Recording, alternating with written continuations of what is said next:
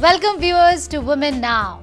Well, love has always been a mystery to me, especially in this busy life. Yes, always busy. Always busy. Always No one connected. has time for each other. That's right, no time for love, supposedly. Yeah. I have to grill my husband to tell me once a day that I love you, but he doesn't get the time. He just SMSs it to you, right?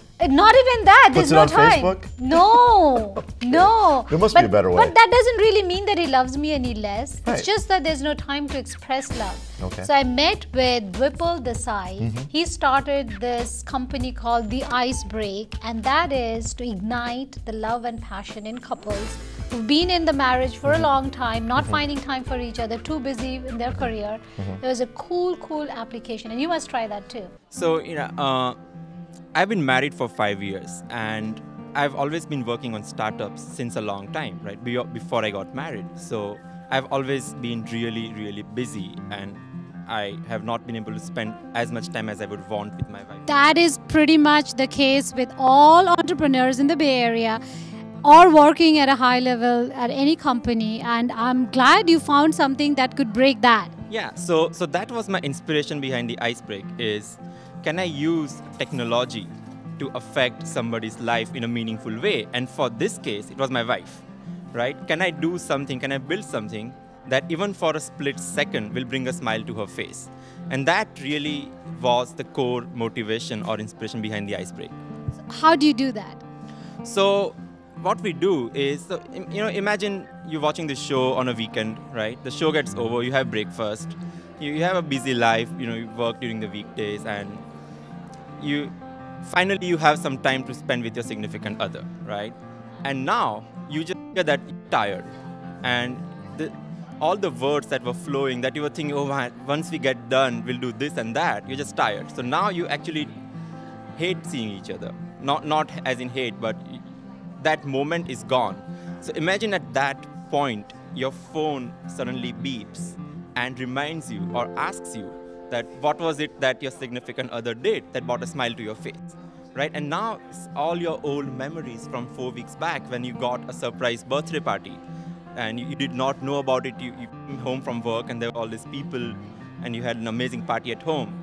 You just got reminded of that, and now you're suddenly full of emotions and love for each other, and it just made your weekend. That small thing really clicked it, and it made your entire weekend. So that's how it works. I heard you worked at YouTube, very early employees at YouTube. Did that experience kind of tie into what you're doing now? So yeah, if you look at a very basic level, what the YouTube did is made something that is really complicated, really easy, right? So if you take the whole process of, for example, my mom, she takes my kid out to the park and she can capture a video of the kid playing on the swings, upload it to YouTube, share it with me, I can comment on that, right? So it's really complicated and it's really made simple by YouTube. So what we are doing with the Ice Break is something similar, right? So relationships are complicated, right? And the technology that we are building with the Ice Break makes them less complicated. So that's really what we do in the Ice Break. Now, I'm curious, what did you learn at YouTube? It's such a huge company. We use YouTube every day. What did you really learn from them? So I worked at YouTube since I was at PayPal a long time ago, and basically what we learned is if you give people meaningful things to do, right? If you really affect the day-to-day life of a person, they will love your product, right? The community or the users who use your product is the king. Give them something that will help them change their lives, make them happy, entertain them, and they'll come back to you. And we really took that approach where, we take something complicated, make it really easy for people to use and make it useful. And we ported that to the Ice Break, but not for videos, but for relationships. And it's working really well for us. Coming up next. I really, truly feel that foods lose their nutritional value to a certain degree once they've traveled too far.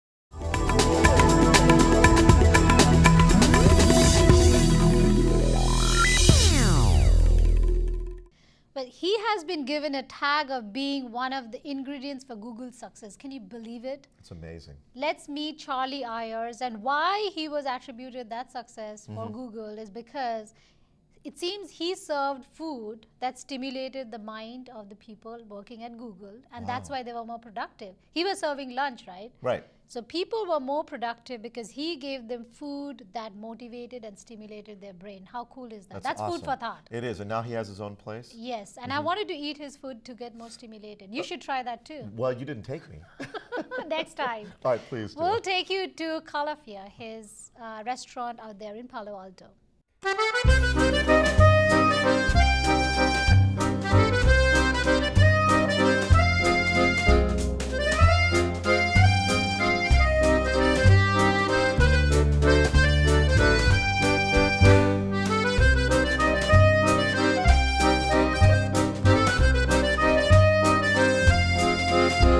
Ivy, you're managing this awesome place. When I walked in, it looked like I got transformed into some way back when time. Tell me more about this place and how did you get involved? Well, Calafia Cafe has been here in Town and Country for 3 years. Chef Charlie Ayers opened it after he left Google, and we worked together at Google for about 13 years. So he was the chef, executive chef there, and I helped organize the private parties there. I believe 300-400 people come here every day. What's special about this place? What differentiates this place from any other?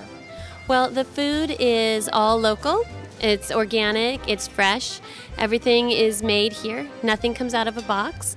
So that's one of the main reason I think people come. It's healthy, good food that makes you feel good and you enjoy eating. But also the atmosphere is very warm. It's lovely. The service is really nice, and we really get to know our regulars. It's like a family here. I believe most of the food here is vegan food, right? When we think of American food, it's all about meat. I mean, that's what I would think. How are you breaking that barrier of making Americans choose healthier food, which is non-meat?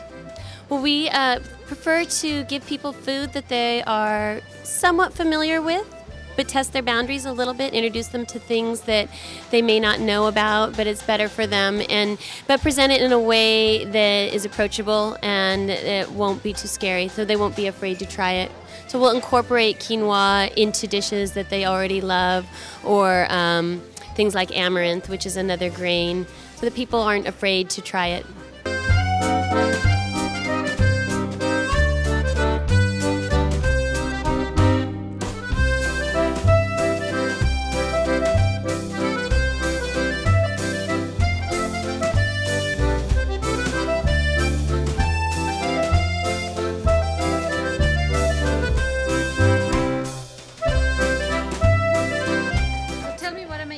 So this is a crimson quinoa. It's beet infused golden quinoa with some parsley, lemon zest, beets, red currants, and then it's served with shaved beets, basil citrus vinaigrette, and some wild arugula.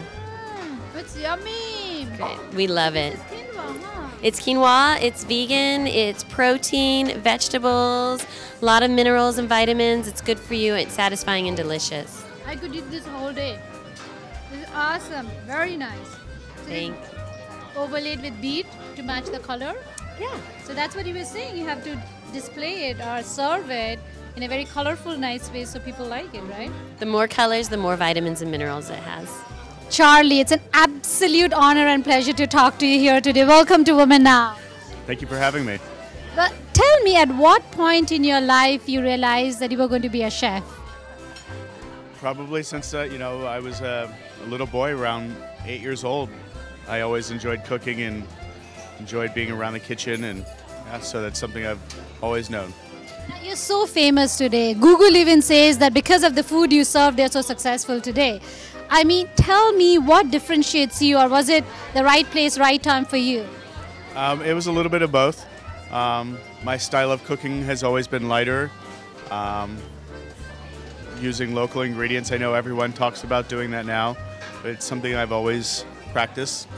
I've always taken classic dishes and reinterpreted them, made them a little bit healthier. So I think that had a lot to do with it. Now, what's your theory when it comes to food? What's your theory of how food should be? always as fresh as possible. I don't like to have to bring foods in from over 150 miles. We do have some foods that travel that farther, but that's our coffee, our chocolate, our sake, and our salmon. I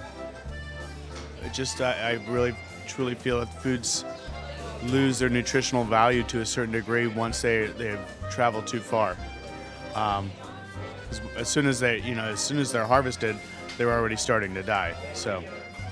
Now, what's your favorite ingredient when it comes to cooking? Everyone has their favorite ingredient and they can't cook any dish without that. What is that for you? You need to use salt in everything, and too many people are afraid to use salt. Especially when you're cooking in a restaurant. I'll have certain employees that are helping me prepare a dish. And I'll tell them there's not enough salt in it. And they taste it and they're like, oh, it tastes fine to me. We don't. I said, well, do you use salt in your cooking at home? Not too much. So, well, when you're cooking for hundreds of people a day, you need to take into account that not everyone has a great palate, and you need to, make sure everything's balanced properly. So even in desserts, there needs to be a certain degree of salt used. Well, let's talk about South Asians a little bit. South Asians are at a high risk for heart attacks, and they should stick to healthy food. What kind of diet or what kind of food would you recommend? What kind of ingredients would you recommend that could reduce the risk of heart attack? Primarily a vegetarian and vegan diet, using oils that are high in omega-3 fatty acids, using coconut oils, safflower oils, canola oils, olive oils. Try and stay away from anything that's highly processed or that has ingredients in it that you can't pronounce. That's my rule of thumb. Always try and cook foods that you're familiar with first and that you're comfortable with. Once you get that basic understanding down, then be a little adventurous and try new foods. Now, walk me through a fun experience that you've had at Google or any other kitchen. Some funny moment, something that you remember all your life. Well, one time at Google, I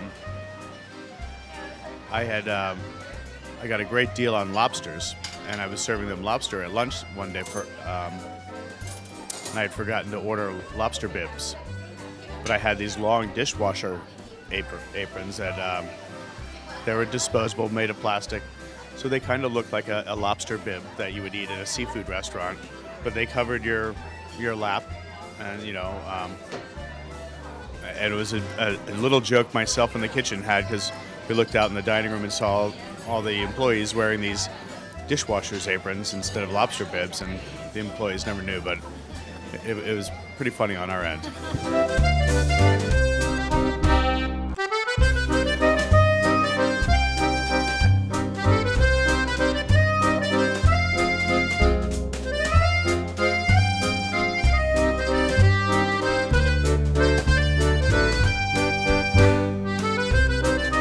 It's our tofu scramble. It's made with silken tofu, cumin, turmeric, carrots, a little ginger powder, garlic powder, and then we saute some mushrooms and some spinach as well. This looks awesome. Let me try it. So turmeric is not an ingredient that a lot of Americans use, right? What made you choose turmeric? Well, once it helps to clear the plaque from the brain, so it gives you clarity when you're eating, but also it gives you that hint of yellow that people associate with eggs. So. Wow, this is awesome.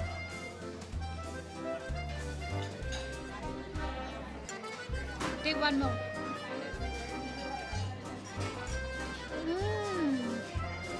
Coming up next. Did you tell your parents? What did they say? My parents were not in favor.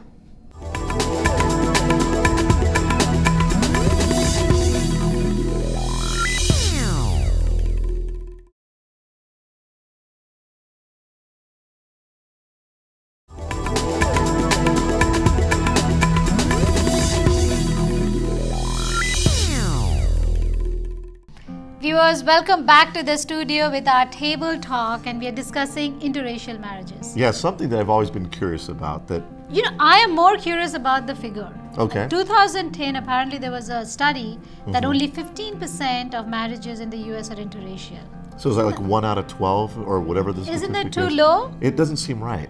Me too. I think there are more marriages, maybe they are not disclosing, or maybe more and more people are scared of interracial marriages. I don't know what the reason is. But we have with us today Magendra, did I say it right? Mragendra, see? And Caitlin. Yes. Caitlin is easier to say than Mragendra. Yes, it is. That's not fair. If you're an Indian, you should be able to pronounce that. I know. Come on. Mragendra. Now tell me, what does the name mean? It's the first time I'm hearing that name. It means lion. And you're a Singh. Yes. So you're Singh plus Singh. It's a Singh square rather. Let's just say Singh is king, okay? Let's just go to that, okay? We'll make it easy. How about that? So tell us how you met. I mean, do you really believe there's only 15% interracial marriages in the US? That seems pretty low to me. I mean, yeah. You need to increase that number. Now, I think you guys could motivate our viewers a lot who are maybe at the edge deciding what to do. There we go. Yeah, go ahead, guys, do it. How did you do it? We met at college, Yeah. so back at our Neighbors. university. Okay. Yeah.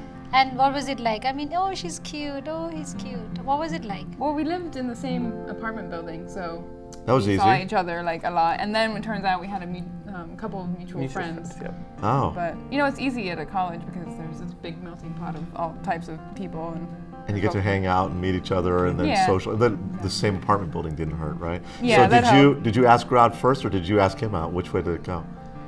Actually, we became friends, and it sort of happened. It's good. Yeah. Good Nice. good advice. Now, Remember your that. wife is Indian, right? Yes, she is. So that's why the percentage is so low. Why is that? Because I mean it. You're born and raised over here, right? You know, yes, but I tell you something, not to be all nervous about it, but I think it really wasn't a question of me necessarily marrying Indian because I had to. It was just because it just happened. But you I- don't have to answer you know, this if you don't want to, but Yeah. did you date any non-Indian? Yeah. But you didn't marry, right? Yes. So that's where the disconnect is. Let's find out. I Yes, think I'd like to- recently you yeah, guys got yeah. married in India, Yes, right? Yes, Yes. we did. Tell us the Genuinely. whole process. Well, Let's go It's back a to long process, well, let's go yeah. back to first thing. Okay, so first you dated, you guys, decided you want to get married. You popped the question to her, Yes, and she yes. said yes. Did you tell your parents? What did they say? My parents were not in favor, like Yeah. since day one. Since I Okay. told them, and then I was like, I've made up my mind.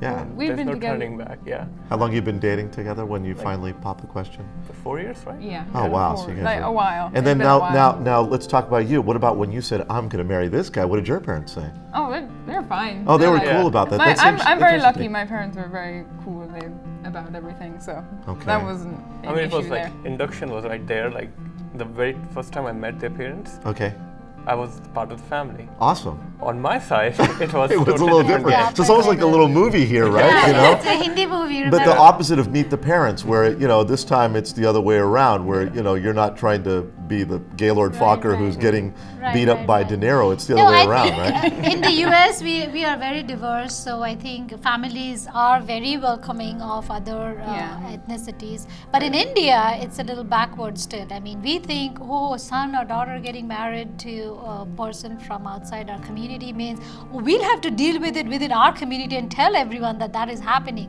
So that's one level of stress they deal with, and then again they have to adjust, right? Oh no, I mean there's a whole bunch of problems mean, I'm sure that you came This up is with. the that. very basic problem my parents have, like how they're gonna break it out to the public. That's Yeah. right. And it was really hard for them Right, to right. first accept that, and then tell. I was like, how am I So gonna look, change? it's not so much about themselves because they know, end of the day, parents want their kids to be happy, Yes. whoever they're marrying. As long as they're happy, they're fine. But the fact that they have to deal with outside people, which is not the case with you, I'm sure. I Right. mean, they So couldn't care what other people it's think. hard for I them think to that's the understand. learning most parents should have Yeah. at this moment. I just don't think it's all about your parents or Indian, especially saying that, look, I know exactly who you need to marry, and it's not, somebody who's not Indian. I think that's what it still comes down to. Now, take us through that. So they were totally cool with it, and your parents weren't cool with it. When did they become cool with it?